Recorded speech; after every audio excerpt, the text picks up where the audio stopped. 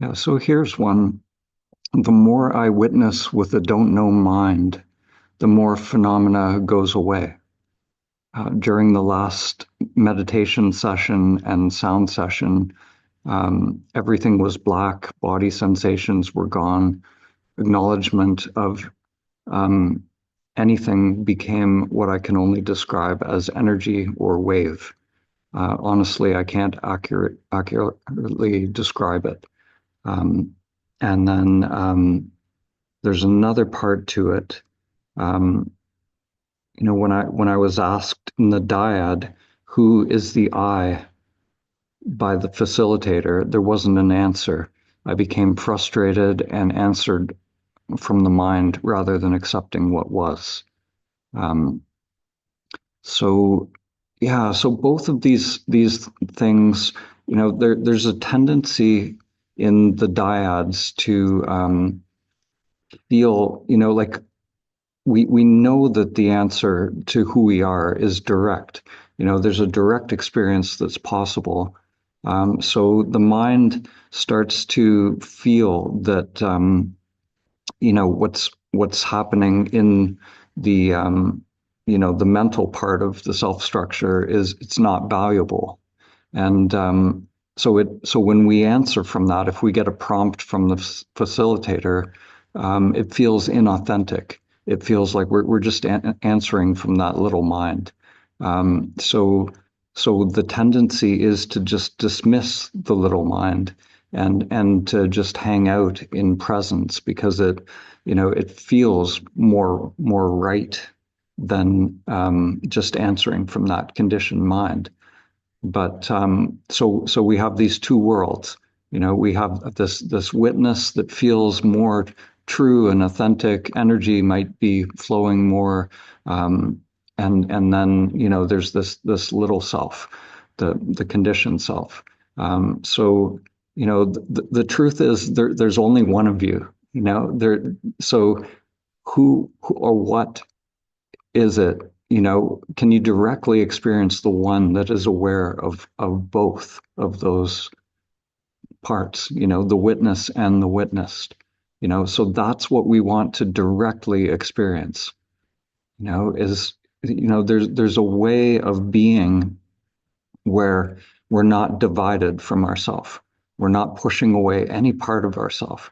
Because when we're resisting, even resisting that conditioned self, even thoughts and sensations and all of that, if we resist that, that's just the ego. The ego is resistance, so there's a way for it to be all here, all open, but without this sense of I, this resisting I in it, just allowing it to be exactly as it is.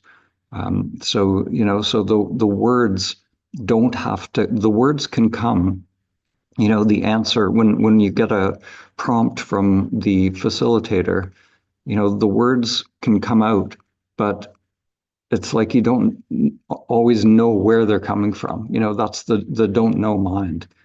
So you can speak without thinking about it. It's just spontaneous. It's just happening. Sometimes it'll surprise you. It's like, oh, where'd that come from? It's like the words just come rather than thinking in the mind and going into the whole process as if it's a question to be answered. So I would say just be open, and just notice, or intend to directly experience that awareness that is aware of everything, all of these different um, compartmentalized selves. Yeah, because when you wake up to that, the truth of who you are, there's only one of you.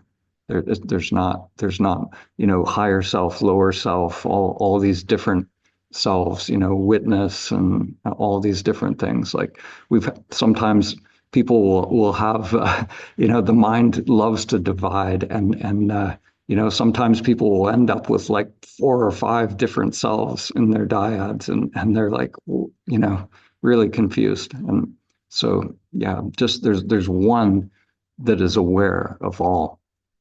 So that's what we're going for. Um, let's see what else. Um, Dan, your video has stopped. my video, Yeah, your video is frozen. it's frozen. Okay. Not on It's our not end, freezing for me. Okay. not for me. Oh, okay. Oh, Sorry. okay. Yeah. It's mine. We're having winter storms. It's like a typical Canadian winter day, so it wouldn't surprise me if it was on my end. But yeah, so far I see people moving. That's a good sign. So, yeah. Okay. So yeah, I think so. If there are any quick questions, maybe we'll take one or two. But otherwise, I say we just dive in. We spend this time, really going for it. Yes, Lee. Hello. Hi, Lee. Uh, yeah, I mentioned in the chat, the program is doing this morning and this afternoon's meditation. I experienced a very large upper body spontaneous rotation. A Um, spiral it's rotation, like of energy. very big like this. Yeah, with Yeah, energy, yeah. especially afternoon, it lasts for about an hour and a half, about 90 minutes. Okay, And good. at that moment, I feel peaceful and calm, so I just Yeah, it lead me, yeah. and it significantly relieved my back pain. I Hmm. just when I search in the internet, it told that it may be related to my suppressed emotion and something like that. And I kind of getting worried about it. Mm. Well, when we start to free energy from the unconscious mind, from our samskaras, from our patterns, that energy becomes free in the body, and we have experiences like that. The energy tends Okay. it tends to move in spirals. So it's a normal phenomena in the meditation world. And it's usually if we just allow it, it can be very pleasurable as well. Like it can be an enjoyable Okay. experience. Yeah. So nothing to worry about. It's Oh, so it's not a problem happened. I should just let it go. yeah, Okay, yeah. just enjoy it. Just Are enjoy you it, saying and that? yeah, it's a sign, that you're working hard. The energy is becoming free, and usually it's like the first time that energy becomes free, it can be more dramatic. Usually after that, it won't be as observable, but it might. You never know. So yeah, I say just go with it and enjoy it. So you mean that in the future it may happen a lot again? It could. Sometimes people get the little spirals in their meditation frequently. But the first time you tap into that energy, usually it's bigger, you know. It's more Okay, the first. observable. You know, Yeah. this morning it happens for about half an hour, but Yeah. small rotation. Yeah. And afternoon, it got me to release my hands from the on the leg to just let it drop, Hmm. and then the very big rotation begin. Hmm. And Hmm. um and the very good sign is I hear my bones the cracking because I have a serial back pain, leg pain, and Yeah. it released a lot of the pain, and I feel much less pain now. So Beautiful, beautiful. Yeah, so that energy is healing energy. It's amazing when that energy starts to go to work on us. It can. There's many, many stories of people healing all sorts of things in their meditation. So yeah, it's not good. like it's not any negative part of it, right? Kind of get worried when I check some comments from internet. So Just don't check the internet. No, the energy, this is the intelligence of your body's wisdom that is coming to life. So I've healed my own diabetes, type 1 diabetes, rheumatoid arthritis just through meditation. So it's possible. oh, Yeah. okay, thank you so Mhm. much. I'm ready now. Yeah. Yeah. Thank you.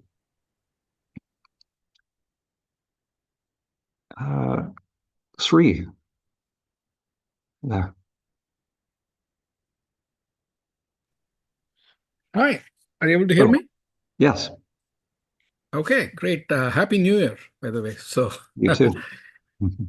awesome. So just one question on the diets. I do like self-inquiry on my own. Like I just ask the question, like, who am I? And then I kind of sit with it. And then the way the diets have been going is it's kind of like a prompt coming from another person. So kind of I follow the same thing.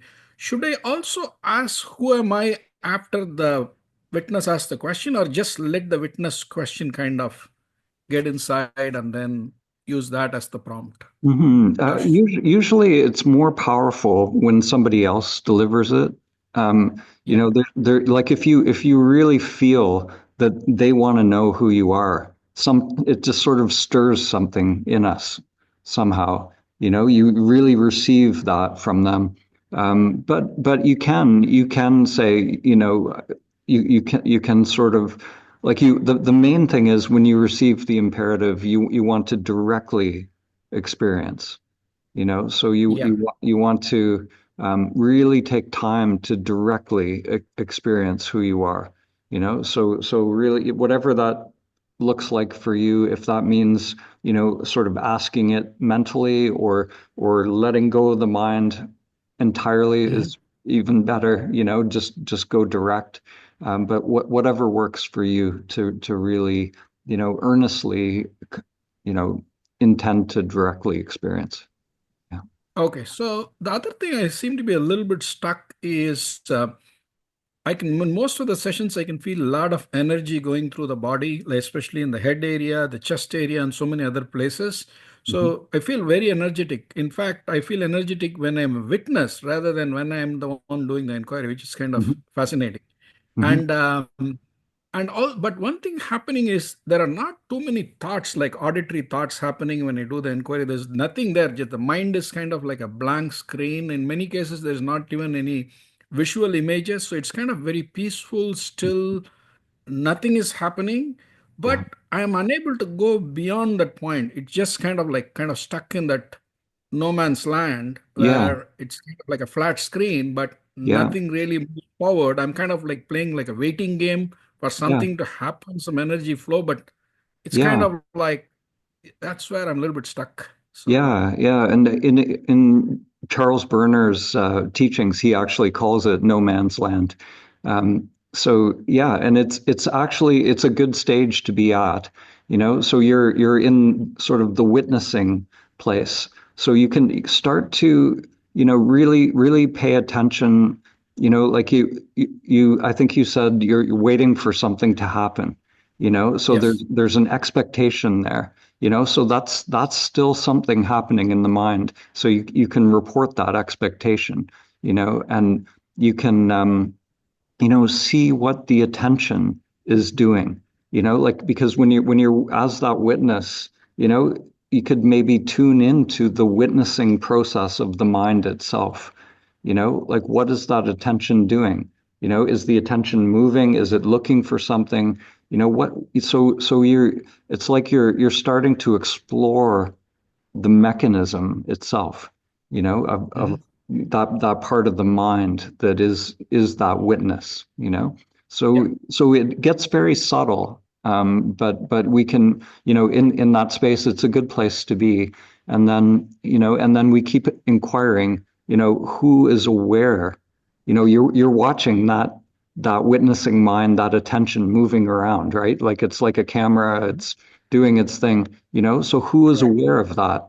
Who are you that's aware of that? There's an Mm. awareness there. So, Yeah. yeah, intend to directly experience that awareness. Yeah. Just probe a little bit deeper, right? Okay, got it. Yeah, yeah, and get subtle. Yeah, yeah. Yes. hmm All right, great. I'll Okay. try it. Thank you. Okay. Yeah. Yep. Thank you. Mhm. We'll go to Amit. Hi Dan, how you doing? Can you hear me? Yes. Dan, sorry, I don't get, I'm in Australia, so I don't get time to come in question and answer because Mhm. it's in night time. So I wanted to quickly ask question, not taking much time. When I had my first experience in Vipassana, and it was so clear that I started teaching. I wanted everyone to become enlightened. Mhm. And, Yes. and and then I went on this journey, big journey of many years. Then I had to change even the countries and all. I had to, like, it has given a lot of big journey. Now, in last retreat, I had a samadhic experience with you.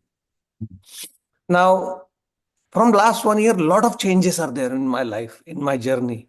When I see the Vipassana experience and the Samadhi experience, there's a huge difference and a huge change in me. Now, my simple question is this. Sometimes I'm like a parrot when Can I'm you, teaching. sorry, repeat that? You dropped out there for 1 sec. Sometimes I feel Yeah. like I'm just repeating in my classes when I teach. Yeah. Yeah. And in my personal life, I feel there are moments where I'm having a good run and I'm following my bliss, and Mhm. then I find that there is a time when there is so much resistance for the people in my family who's creating some obstacle for that flow. Mhm. Mhm. And and it is at such a greater length when I just want to either stop this work or stop the family, something like that. That Mhm. kind of resistance is coming.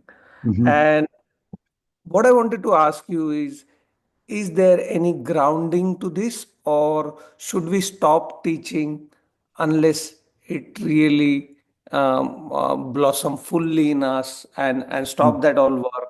Mhm. And so that this egoic. So what's your take on it? Should we, because I know in Vipassana they don't let you teach, because I am banned from Vipassana, because the moment they knew that I became a teacher, they banned me.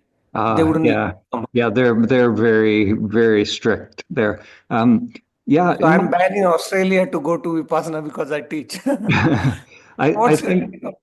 for me, I think you know, like what's most important is that it feels right in you, like you're not just repeating robotically, but it has to be alive. And I face this all the time. I have, like, there's certain things that need to be said, at every retreat, but at the same time, I can't just repeat the same thing over and over. I have to make it new and make it alive. So if you can find that aliveness in it for you, I think that's the most important thing.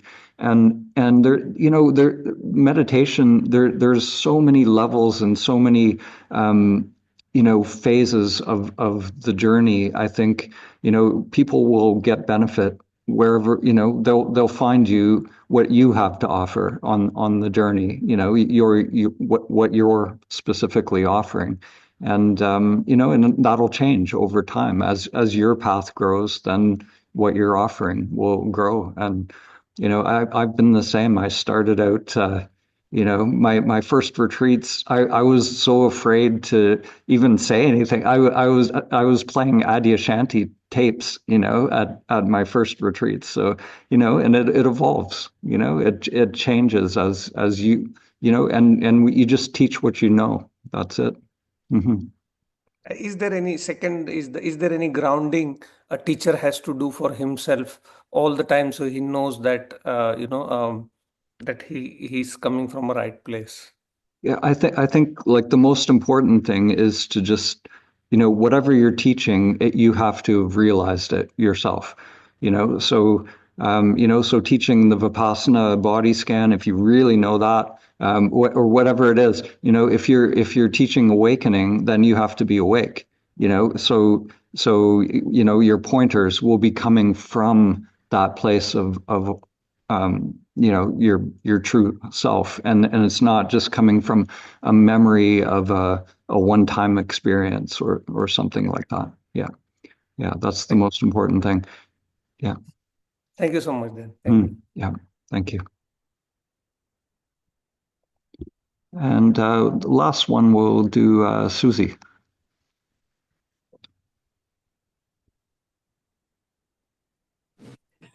Thanks, Dan. So this is very specific to the dyads, and it's just that I just feel like maybe there's something like a little tweak I need or something. Like I find that like I'm being asked. I think that the task is to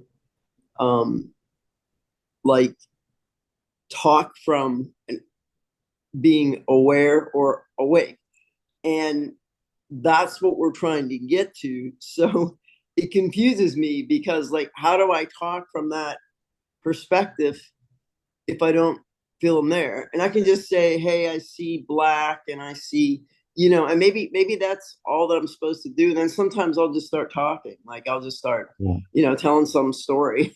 Yeah. But yeah. you know what I mean? So the authentic part of like what am I literally thinking about when I like awareness? Is it just back to, you understand? Yeah. So your mind is trying to figure it out beforehand. The little mind is trying to figure it out, but that mind has to be a don't know mind. The one that's trying to figure it out right now.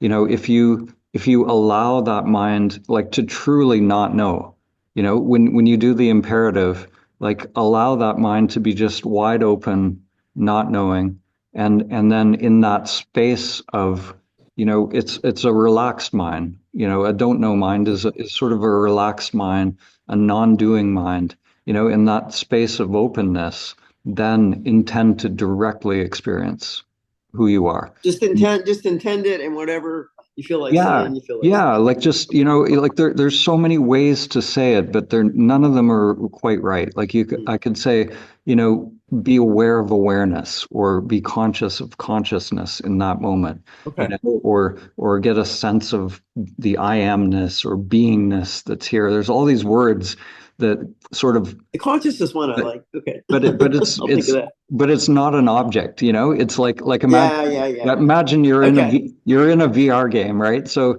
you're just conscious. You are the consciousness. Okay. Yeah. So you just recognize the consciousness that is here, and that's it. So yeah, and that's it. And so when we really recognize, when that consciousness sort of wakes up to itself, then there's a change in perception, and then that's awakening. So when that happens, you just get to that point, and it's all then whatever comes through is good. Yeah. Mm-hmm. Yeah. Thanks. Yeah, thank you. Okay, so let's do it. All right, here we go.